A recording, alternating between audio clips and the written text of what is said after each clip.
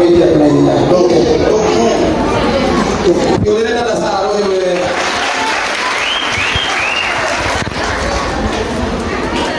Sasa ni hapo.